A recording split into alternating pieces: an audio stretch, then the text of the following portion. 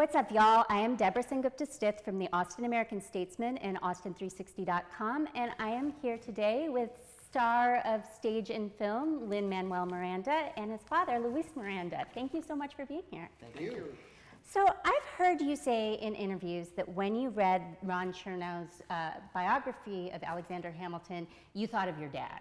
Yeah. So can you talk a little bit about what the parallels between Alexander Hamilton's life and your dad's life are? And also, are there any moments in the Hamilton production that are like peak Luis Miranda? Right, it'll be very hard to answer this question without embarrassing him, but he's pretty immune to embarrassment, so I'll just forge ahead.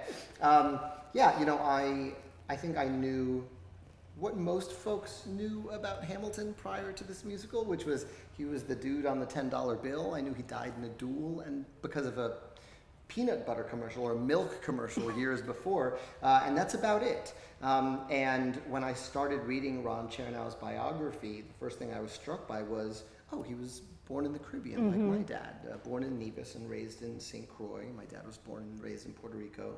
He came to New York on the strength of a scholarship, just like my dad, at the same age, at age 18.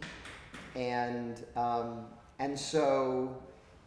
also he sort of got everywhere he wanted to get on the strength of his intellect. And that, to me, reminded me a lot of my father. And also, he was never content to do one job when he could be doing 5 jobs.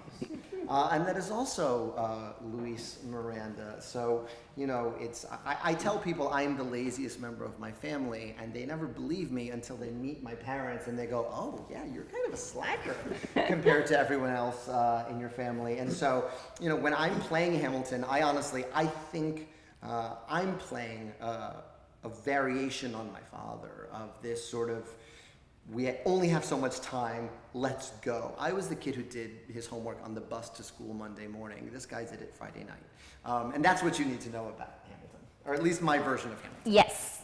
I know you have a long history of community organizing, and can you talk a little bit about some of the projects that you've been involved with through the years and what you're involved with right now?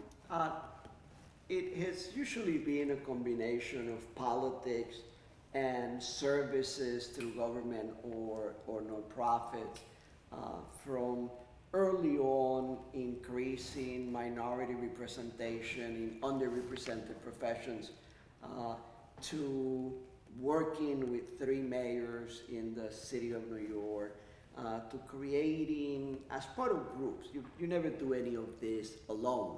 You do it as part of a group of people that get together, because the strength, it's really a collective of people doing something. You know, creation of some charter schools, creation of the Hispanic Federation, and now working very hard in making sure that we have the resources at the Latino Victory Fund. Yeah, yeah. And how did that affect you growing up, seeing your father's commitment to activism? How did that instill? The short answer is, I was in the room where it happens, but I was like in the corner coloring.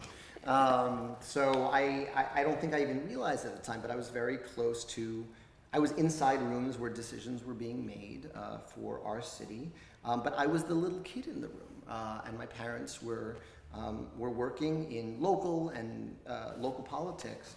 And it's interesting, I anticipated that history teachers would enjoy our show.